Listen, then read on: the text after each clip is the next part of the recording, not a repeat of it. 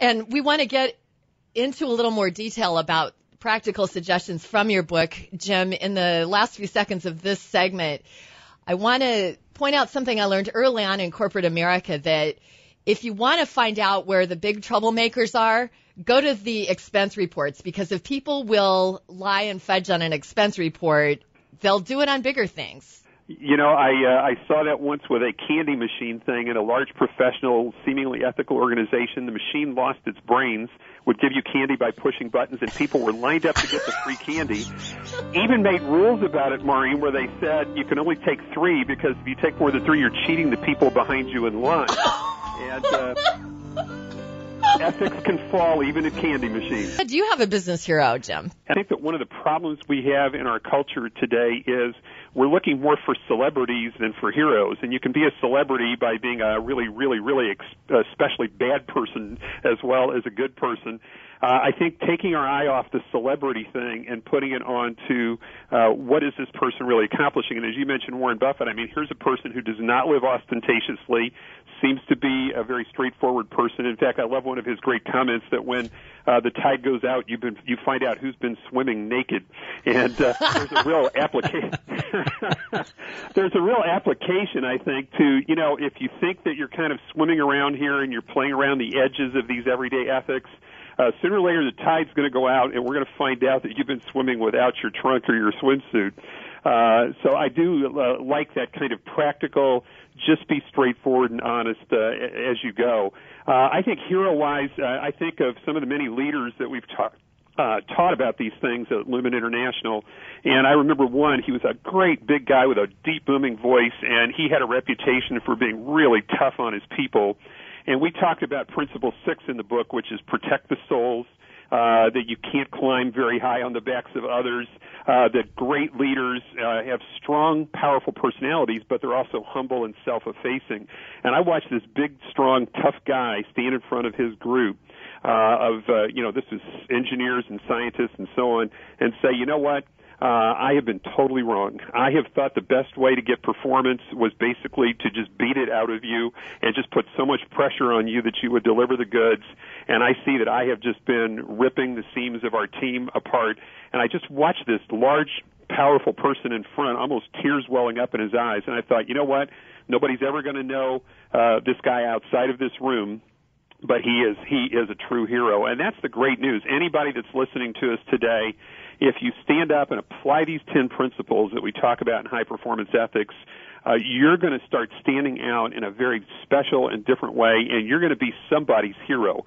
And it may be your team, it may be your colleagues, it may be people you're working with every day, but you're going to be somebody that they're going to look up to, and you're going to find somebody who's going to name their kid after you. Well, isn't that interesting that people are so afraid of admitting when they're wrong, when that's the thing that would get them in good? Not that that's the reason they're doing it, but that's the single thing they could do to make themselves liked.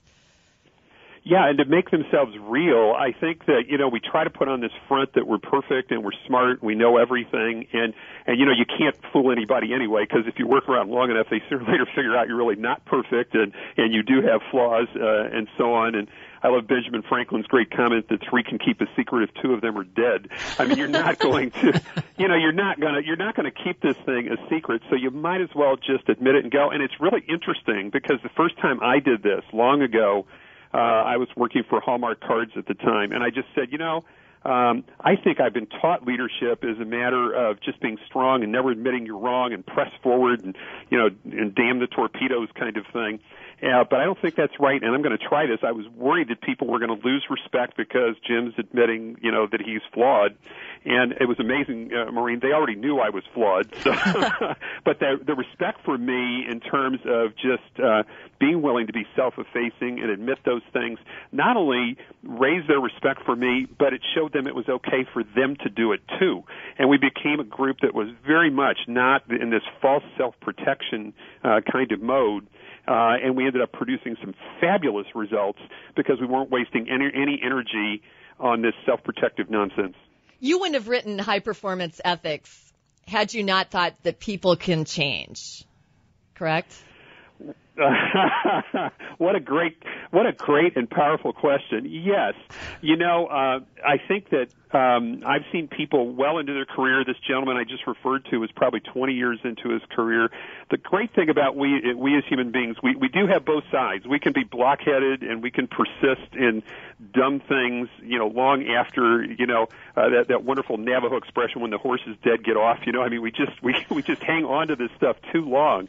But we also have this ability, when that chink finally comes in this blockhead of ours, we do have the ability to see a better way to live and a better way to work with people and a better way to advance our lives and careers, a better way to work with our families and children and so on. And we can actually slowly but surely make the change. There aren't very many lightning changes, but if we begin to take a step in the right direction, pick one of these 10 principles and start applying that at work and at home, and then try a second one, all of a sudden we can, over 6 months or a year or 2 years, we can be a very different kind of person. Not different from our core personality, but a personality that has now brought out the best of who we are, the better angels of our nature. You have practical suggestions in your book/online course for getting further at work, making more money while being more ethical. And do you want to just bite off one or two now and explain those? Yeah, I think so. There's some things in here that I think are really going to impact people in a number of areas of their life. One is this whole idea of commit to the relationships. It is so easy in organizational life to get into a silo mode, into turf battles and kind of sibling rivalry at the work level. And this just really wipes out our ability to both perform and really get commitment from other people. So we talk about practical ways that you can work even with people with rough edges in building powerful relationships. We talk about this idea of how to speak the truth and how to really build an organization around honesty rather than around playing that CYA in Principle 9. We talk about how to really focus on first things. One of the great wastes in business is people who are put on assignments that really don't have any value. It's a waste of their time. It really kills their spirit. So we talk about first things only. We were delighted to have Stephen Covey, who wrote First Things First as one of his principles, endorse our book, and he did, even though we changed it a little bit and said first things only, about how to be right with how to be great with the right priorities. And along with that, another principle that we talk about is how to ditch the distractions. Because it is so easy in organizational life to get people working on the wrong things. It starts building up bad attitudes. They find that I'm coming in and here's what I'm supposed to be doing, and I'm working on this 10% of the time. So when you start talking about these everyday ethics, focusing on first things, eliminating distractions, aligning with reality, learning how to build relationships, learning how to speak the truth in a way that's effective and hopefully doesn't kill your career too quickly. Those kinds of things, I think, Maureen, can really make a huge difference for people. We have one chapter in here where we actually take on the whole idea of work-life balance, which I actually will tell you I think is a terrible principle. How's that for radical? Can you quickly tell us why? That's another show. Yeah. Yeah, it could be, but just in a very brief summary, Principle 4 is find symmetry. Work-life balance implies that work and life are somehow opposites. Of course, the actual opposite of life is death, so it sort of implies that work is death.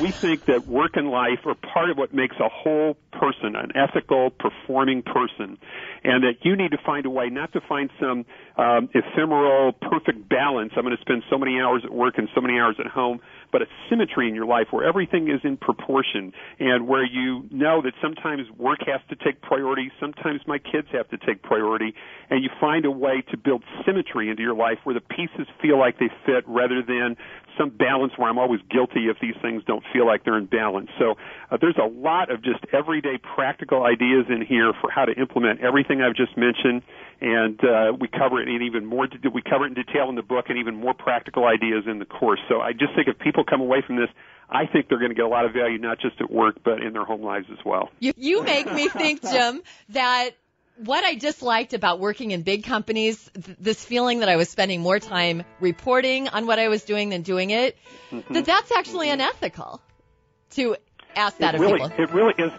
It is unethical. You're asking them to waste their lives and energies and souls on something not very critical. Not a good idea. So many years ago, I was in mid-level management at a big company, and we were going to decide the relative rankings and pay increases of our subordinates. Deals were cut. I'll vote for your person to come in at number such and such if you'll vote for my person to come in at whatever other number. As a manager, new to corporate life, very insecure about my ability to do right by my people, standing up against all these other suits, I made those deals. I justified them, knowing that this coincidentally, and lucky for me I felt, was exactly how I would have voted with or without the deal making. And I don't know if I would have given it another thought, save for one bit of fallout. One of the managers not involved in the deal cutting, and as competent and classy as it was possible to be, the kind who would never let her emotions, for example, get the better of her at work, realized after the meeting what had happened and burst into tears.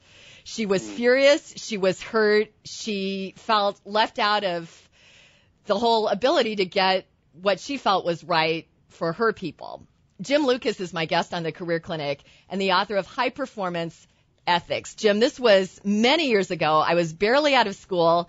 But be as tough on the youngster I was as you want to be, because I want us all to learn something from this. It has bothered me ever since it happened. How should I have handled that?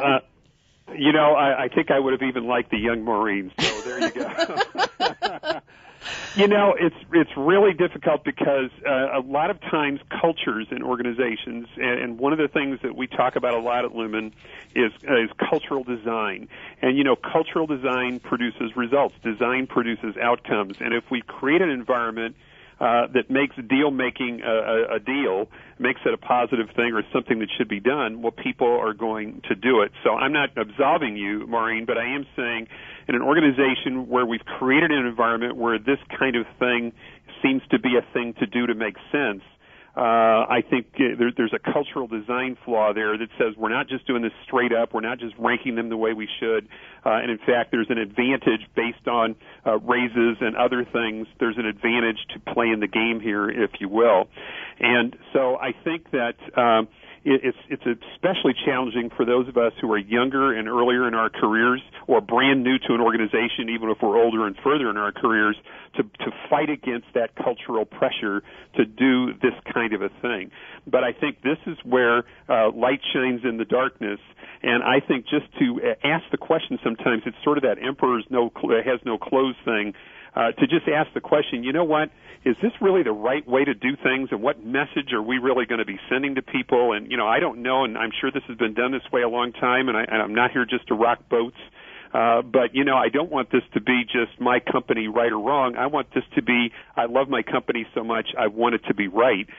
So can somebody just help me understand what's the mindset behind this? And so rather than just saying, I think going along with it obviously left you with a pierced conscience, and I really appreciate that about you, that you have such a sensitive conscience, because you knew this was just a little out of the way things should have been done. But I think rather than going the other way and just saying, you know what, this stinks, and if we keep talking about this, I'm marching out of the room or whatever, and making a big scene about it, I think the middle ground is to ask provocative and piercing questions. Why are we doing this? What's the mindset? What's the background? What are we trying to accomplish here? A lot of times what we find is these ranking systems for performance evaluations, they're very subjective, very arbitrary. You have to rank so many, a 1, so many a 2, so many a 3. Well, wouldn't you want everybody to be a 1? Why are we even doing this? And a lot of times when we've pushed on organizations at Lumen, we found out that the whole system is really a phony system. It's really structured to break people into categories that they really shouldn't. Why wouldn't you want a team full of 1s? Why do we want 2s and 3s? But a lot of systems force people into these forced rankings and sort of arbitrary evaluations and judgments. So I would think obviously the way you handle it, you felt badly about it. But I think the culture was putting that pressure on the people to do that, and I think by poking a hole in it, by asking questions, being clear and be kind, but asking those questions, Maureen, I think anybody out there can poke a hole, and you at least give people the opportunity to change their mind and to do the right thing. And sometimes it's just that one young person asking the innocent but powerful question. Jim Lucas, High Performance Ethics, thank you so much for being on the program.